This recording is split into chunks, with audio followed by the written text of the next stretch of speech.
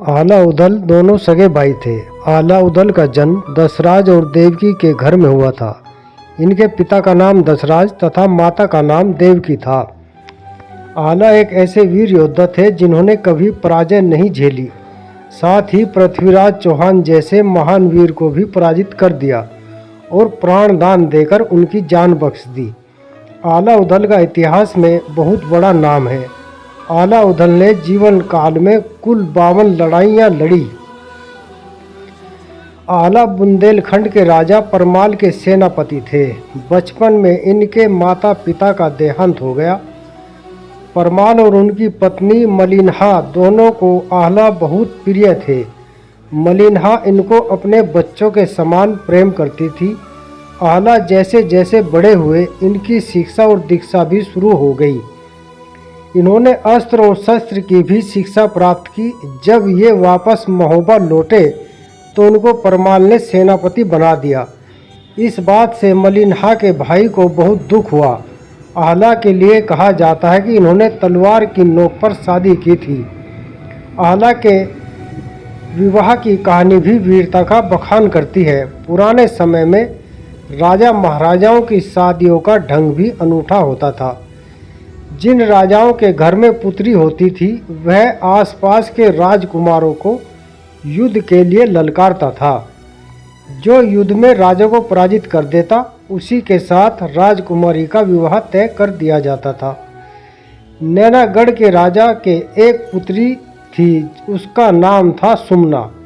सुमना बहुत सुंदर थी, साथ ही वह आह्ला की वीरता से परिचित थी और आह्ला भी उसी से विवाह करना चाहते थे। लेकिन नैनागढ़ के राजा यह नहीं चाहते थे। जब आह्ला को इस बात का पता चला तो उन्होंने नैनागढ़ पर आक्रमण कर दिया। तब सुमना के पिता को यह बात पता चली कि उनकी पुत्री भी आह्ला से शादी करना चाहती है, तो उन्होंने युद्ध को विराम दिया और संधि कर ली। साथ ही सुमना का विवाह भी आह्ला के साथ कर दिया।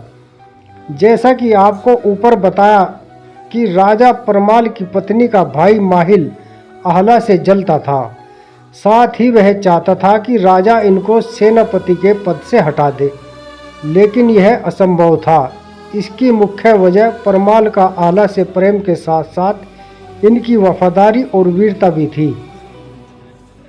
माहिल ने एक चाल चली। माहिल जानता था कि आह्ला को उसके घोड़े से बहुत प्रेम है। उसने राजा परमाल को बताया कि आह्ला वफादार नहीं है, वह राज्य आपसे हड़पना चाहता है। अगर आपको यकीन न हो तो उसका घोड़ा मांगकर देखो। पहले तो राजा परमाल को विश्वास नहीं हुआ, लेकिन उन्होंने आह्ला को बुलाया और कहा कि उसका प्रिय घोड़ा उनको सुपुर्द कर दे। आह्ला ने कहा कि घोड़ा और शस्त्र किसी को नहीं देने चाहिए।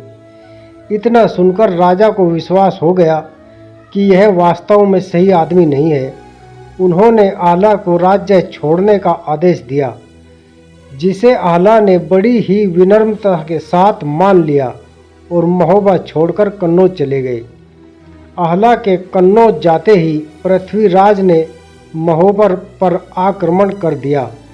इस संकट की घड़ी में राजा परमाल ने उनको वापस बुलाया।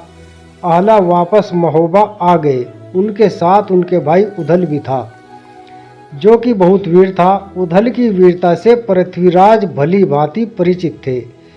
लड़ाई में युद्ध करता हुआ उदल पृथ्वीराज के पास जा पहुंचा, लेकिन पीछे से पृथ्वीराज चौहान के सेनापति चामुंडा राय ने पीछे से वार कर दिया और उदल वीर गति को प्राप्त हुए। यह सुनकर उनका भाई आह्ला क्रोध से भर गया और बिजली की तरह पृथ्वीराज की सेना पर टूट पड़ा। इस युद्ध में पृथ्वीराज चौहान की हार हुई। इन्होंने पृथ्वीराज चौहान को जीवन दान दे दिया। इतिहास में जब जब पृथ्वीराज चौहान को याद किया जाएगा, तब तब आला उदल को भी याद किया जाएगा। धन्यवाद दोस्तों।